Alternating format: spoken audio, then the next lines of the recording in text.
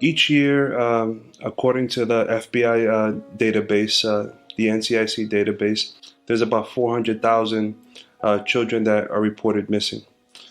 Some of them are found. However, it lends and presents a case of desperation for many families that lose children. It's something that we didn't talk about for a long time. Human trafficking has been in existence for many years, but it was hush hush. I was terrified. I mean, for the longest time, I suffered from anxiety. For the longest time, I suffered from, what coulda, shoulda. And maybe my kids will probably say now that, Mom, you were way overprotective. But that defines you. That, puts you in that position where it's either survive or die.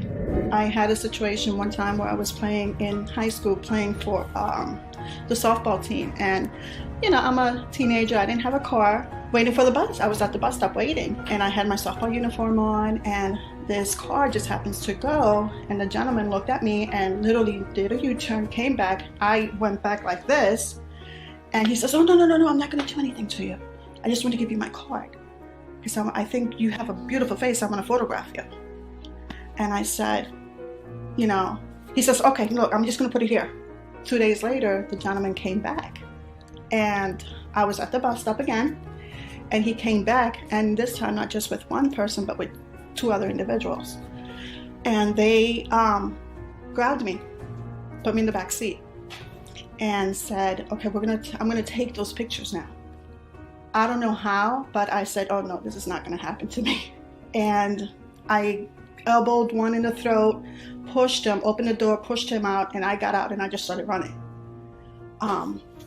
So it can happen. It can happen in any moment. It can happen when you least expect it. It can happen where you can't even fathom that it could happen, but it can happen.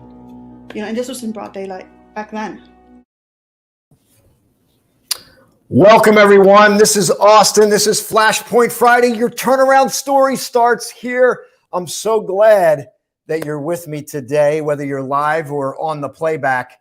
I trust that the way this show opened, you are realizing that you are in for an incredible introduction to a woman that I believe is coming into her own right, who's claiming her power, who's allowing her voice to be heard, realizing that there's a deeper purpose.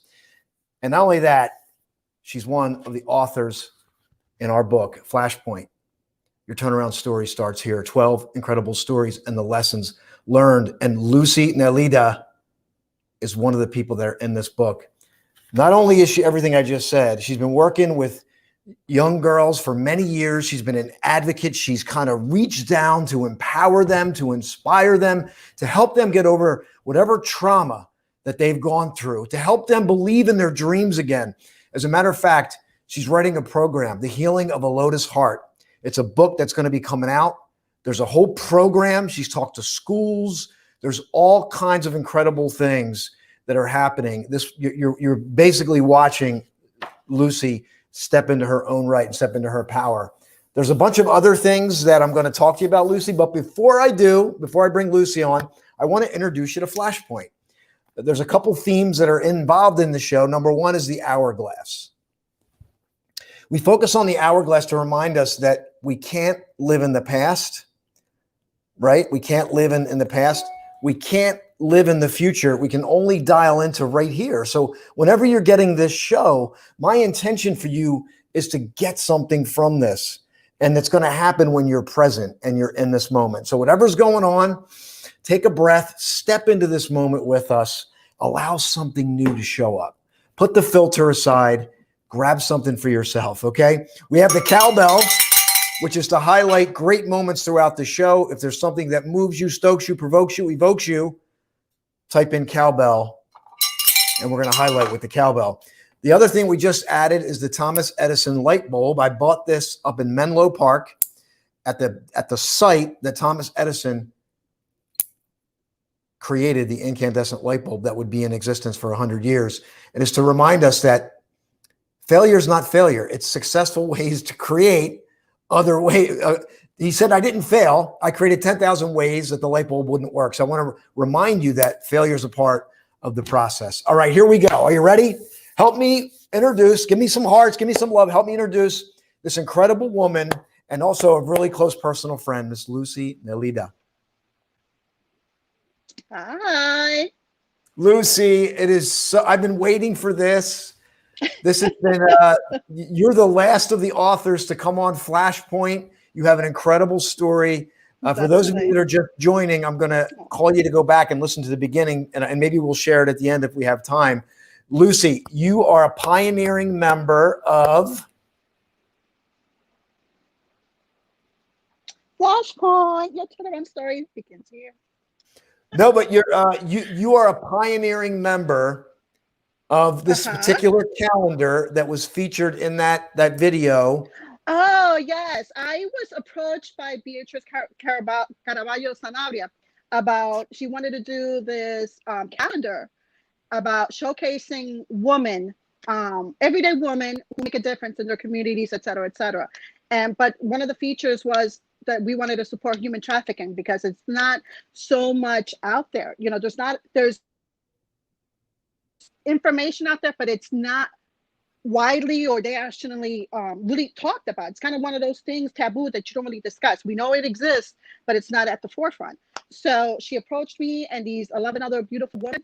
And so the calendar was called, I was Miss October 2018 for El Poder de la Mujer Latina. So it's the power of the Latin woman. And your story, your vulnerability, and your willingness to share is why you've become you've created such empowerment for yourself and others. Because I've talked to women who they're so afraid, Lucy, to share their story, and they look at you, and that's why I really want to dive into your story today. And also I just want to point out that you're also you were a moderator as a part of the leadership Latina presentation that was at Rowan, correct? Yes. Beatrice could not attend, so she asked me, to help moderate it, and give a little bit of snippet of my story along with these other beautiful women. And it was a great experience. You got exposure, you got to speak about the different aspects that Latin women go through, and it was amazing. And not just Latin women. I keep that was the focus then, but it's women in general. Women, young girls, yes. Teenagers, so yes. It was fantastic. So I'm eager to get into your story. And I want to make this clear. This interview is not about human trafficking. This is about Lucy's story. However, Lucy's story is so deep and incredible that it will, because that's what, Lucy, you do. You help young girls and women even overcome this trauma, right? So it doesn't matter where it comes from. You encourage them, inspire them to heal, to step into their power, to dream again. And so that's what this is about. So I want to encourage you to share this with any woman that you feel needs to hear this, please, because this information can change someone's life. It can impact them at a deep level. So Lucy, are you ready to go into your story? I want to go back because I know the story and I talked to you before this to make sure this was okay with you. But I'd like people to get some context on you. Oh, let's see if we got connection here.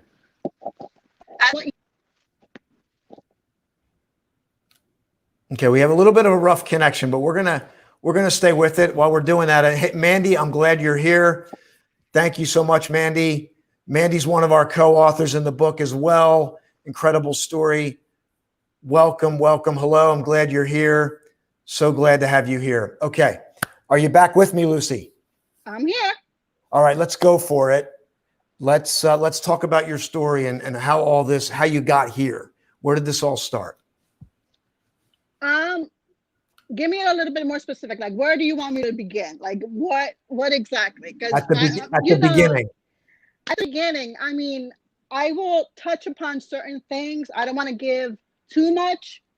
But it all started, as a young girl, going through being afraid. If you read my chapter in the Flashpoint book, you will realize that I started off with a dream. I started off telling you about a dream, about a nightmare that I consistently had over the years. I mean, and it very well into my young adult, even after I had my babies, It's about me playing and me listening to, playing around, and then listening to this car and this white van that I would hear it from a distance, and then I would see this van just coming towards me, and I would try to hide from it because I knew nothing good was coming from this white van. Something was going to happen. And sure enough, in the dream, it would put me in such fright that I would run, I would hide, but then people would drive up all on me, and people would come out and they would grab me, and as much as I would go ahead and try to run away or whatever, there was nothing. They would throw me in the van, and then I would be waking up. I'd be woken up. And sometimes I would be woken up, by myself screaming because I was so afraid. But I would be woken up being beaten to death, pretty much, by my stepfather, who would I guess he was a horrible individual. That's the best way for me to describe it. But I guess, I can't comment on why his psyche is, but we all know there's bad people in the world. But I would constantly be beaten. And this information, I kept hidden from my family for a very, very long time. As a matter of fact, some of them will probably just realize it now because I haven't spoken to anyone about it. I'm a very closed book. Austin, you know that for a fact. I'm a very closed book. I cocoon myself when things get a little bit unpredictable, or I'm not, if I need to figure something out. Nobody will know something is going on with me unless I let you see it, and I'm very good at hiding that. Yes, and I want to honor you for bringing that up because I think you have learned to through your experience. Like, this isn't like you're reading a textbook. It's not like you go and learn about this stuff. You've lived it, and you've created these ways to not only survive but thrive. And I can see that in the amazing family. Your children are amazing. You have a grandson now. You're enjoying every bit of that. But yet you still have the ability to go and cocoon yourself, which is not the right thing to do. But you've figured out this way where you cocoon yourself, but then you'll step out and you'll get help. You'll talk to people, but on your terms. And I think this is evolving for you. And I really appreciate you being open about that. I think it's important to be vulnerable because you're not going to help anyone if you're not vulnerable. You can have those individuals who are not a believer who say, oh, there's no way. But you can evolve yourself into a person that knows how to heal within, that will find every avenue to get better, even if you don't get the help. Now, mind you, I started off with the whole nightmare. My stepfather would lock me in the basement, for whatever reason he wanted to, where I wrote on the wall,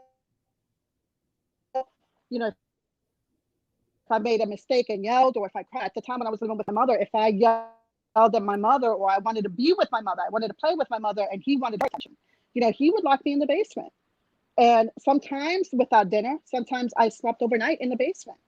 And it was in those times that I think that's what brought in. I really feel that's when I got my core strength, because it was during those times that I focused on things around me. And then I would notice a rock by the window, and I would climb on that rock.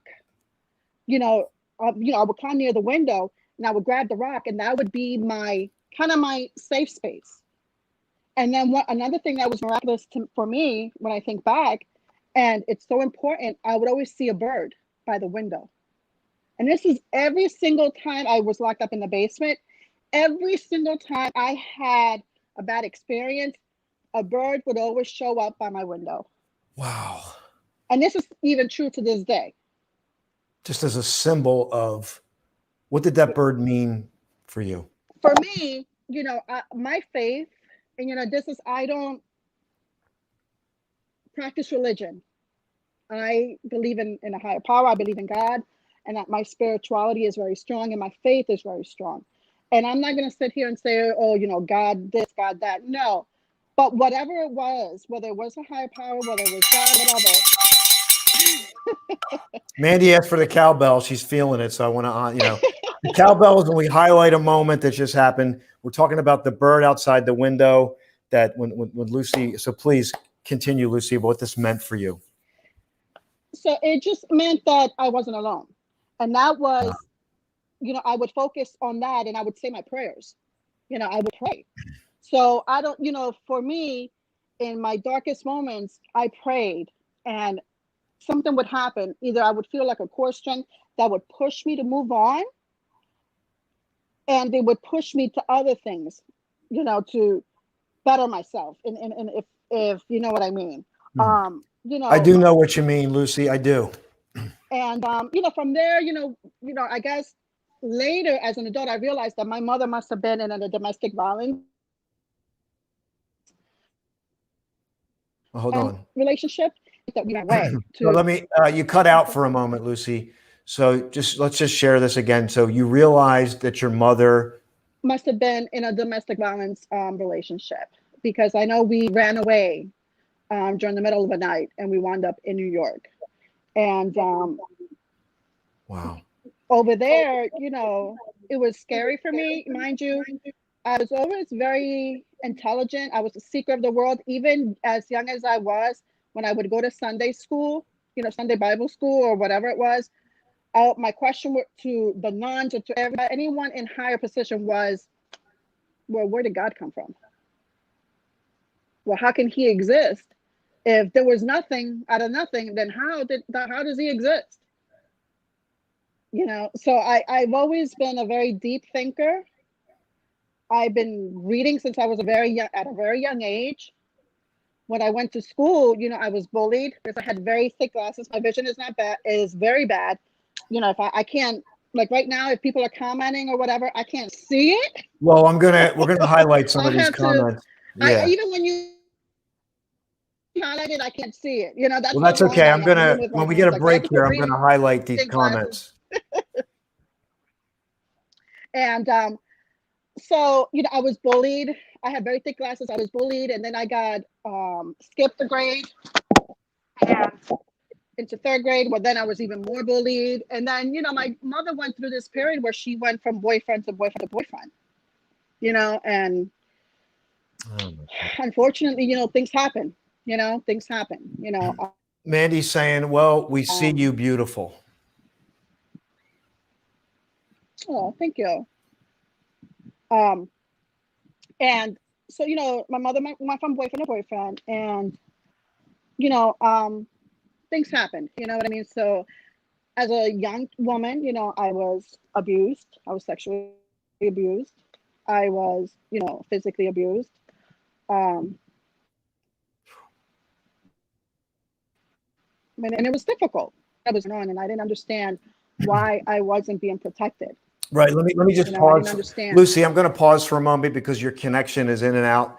But I want to first of all honor you for sharing this. You're talking about you went through abuse, right? You were abused, and you during these dark moments, you're wondering, why am I not protected? Why is my mother not protecting me from this situation? Right. And you and I have talked personally, but I know this is hitting home for Mandy.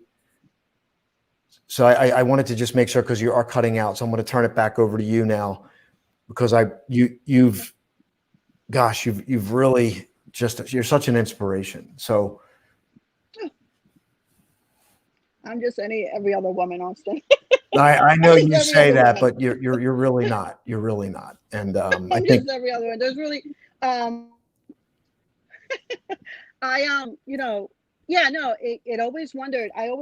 I think it was then that I started that belief in myself that I wasn't good enough, that there was no one on this earth that's going to love me, because if my mother didn't take care of me, if my mother didn't get two nothings about what was going on with me, even after I told her, who's going to love me? My father was, he was a drunk.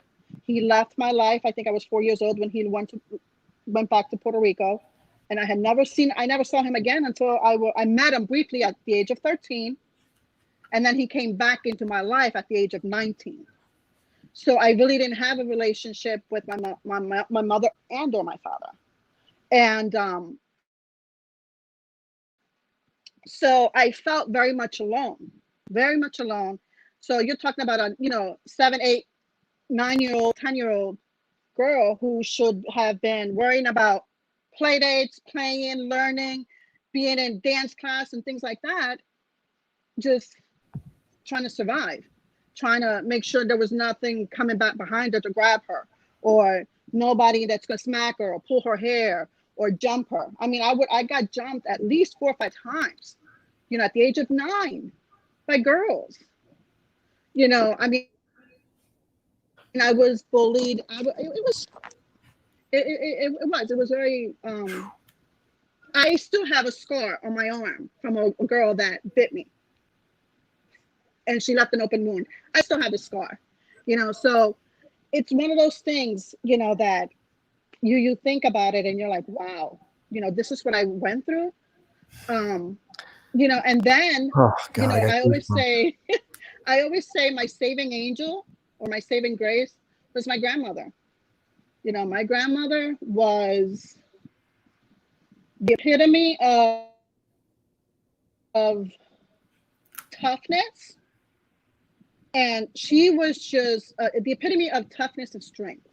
Because this woman, and I have to reiterate this, that this woman came at a very young age with 5 of her children. She had 6 in total, but 4 of her children, I should say, from Puerto Rico to Camden, New Jersey. Back of that. All right. Unfortunately, Lucy, I'm gonna have to stop you for a moment because you're cutting out. Okay. So your grandmother had 6 children, and 4 of them. What's the story about the 4 of them? The 4 of them, she raised them by herself. She raised them by herself. Wow. By herself, yeah. Her husband worked in construction, and he had a slab, a cement slab that fell on him in Puerto Rico. So he passed away. Yeah, the youngest was, I believe, 3 years old. 3 years old. There were 6 children. So I think it was shortly after that she decided to, I think one of the oldest children had gone into the army or something, and then was here in Camden, and that's how she moved down here. So, my grandmother pretty much adopted me at the age of 10. Now, I give her the credit in the world for being a saint with me, because I never received help. Yeah, I can see that. Yeah.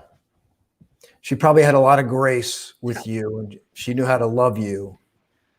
She gave me love. My grandmother, I developed such high anxiety, and with the dreams and stuff, I would probably sleep with my grandmother. I couldn't sleep. I would say, Grandma, can I, abuela, can I go, and sleep with you? And she was like, sure. Abuela is grandmother in Spanish, right? Yes, abuela. And I would up until I was 17, 18 years old. My anxiety levels were so high. Give Lucy some love here, by the way. I was just give Lucy some love, everyone. Lucy, I appreciate you sharing this. I was on survivor mode, I would say, most of my life, up until probably recently. Just survivor mode, making sure that I just survived.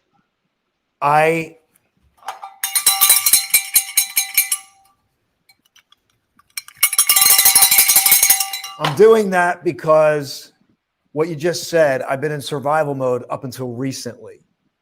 And before we got on this interview today, I could see the lightness in your face, the liberation, because you are such an incredible testimony, Lucy.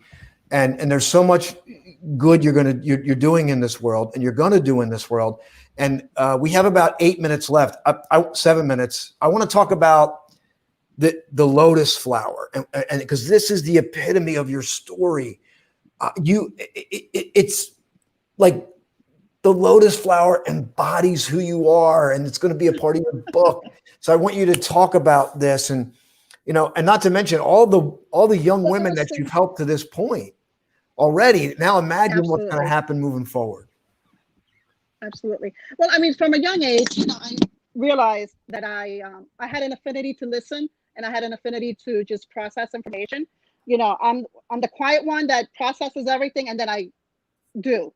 And, you know, when I finally, after everything that I had gone through, you know, when I got married, I had 4 children, I went through a divorce. And it was during that divorce period that I realized that I needed to stop the survival mode crap and really focus on everything. But even throughout that period, when I met this beautiful woman, Mary O'Neill, who rest her soul, she just lit a fire inside of me, because she was the one that made me realize what I needed to face. And she helped me realize that. And she helped me. We started a program where I would talk to these girls who have been raped, who have been caused, you know, abuse in different situations and stuff. And we developed this group, and it was amazing. It was absolutely amazing.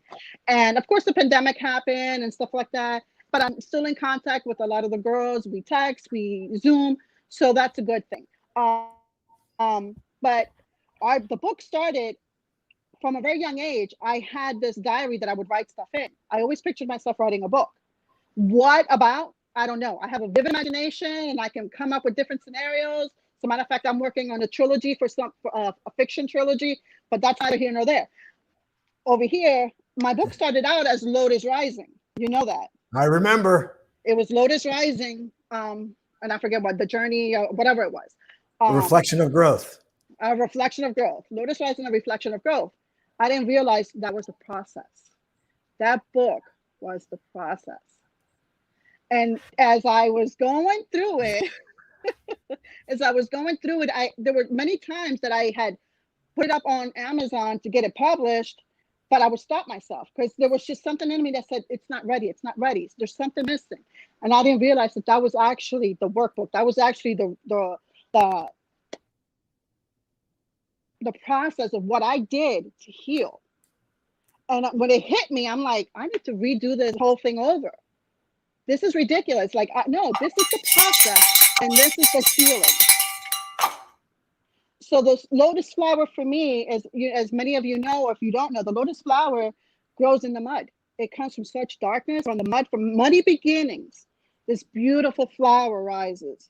So I'm like, I come from the poorest city in the nation, you know, Camden, New Jersey. That's where I was born and raised. And to come from that to where I am today. Now, mind you, I'm not rich. I don't have anything. I'm unemployed right now because of the pandemic and, you know, things, whatever. But my success is the ability to help these young ladies. My success is my 4 beautiful children. My success is that beautiful grandson who I get to spend time with. Let's get it. We want to get a photo of that. Make sure we get a photo so I can share it in the comments of your children. I want people to see that. Sure. My grandson, you know, who I am enjoying seeing life, the world through his eyes. That's my success. You know, that's my success right now. And then all the future endeavors that I'm working with, you know, people, there's always been what I realized that God has put people in my life, in my path for a reason. You know, it started with, you know, Mrs. Applebaum in in kindergarten. Later with Miss Cannon in high school, with Miss Sierra in high school. So Lucy, there's so much to this. We're going to have to do another interview. I have like a minute. And I think Mandy is saying you're an incredible success. She loves all your ideas. You're so loved, my friend. So just tell people how they can connect with you, because I want to make sure people can connect with you. They can definitely connect me on Facebook, Lucy Nelida on Facebook. They can connect me by email, lucy.nelida71@gmail.com. But definitely the best way is probably through Facebook, through you, Austin. They can, you know, if they want to come through you, and then, you know, vice versa, etc. But yeah, but there's so much more that I would love to say. But, you know, the key points is that there's been a lot of people in my life. You have been one of them. You know, my children, let me tell you, my reason for living, and there's more to that, and there's a reason I say that, have been my children, because there's been a lot. Lucy, I'm so glad that we had this time today. We're going to do a follow-up, everyone, because there's just so much here that you're going to want to hear from Lucy again as her book comes out, The Healing of the Lotus Heart. She's an author in Flashpoint. Your turnaround story starts here. My name's Austin. This is Flashpoint Friday. Your turnaround story starts here. Have a great Friday, everyone. Bye for now.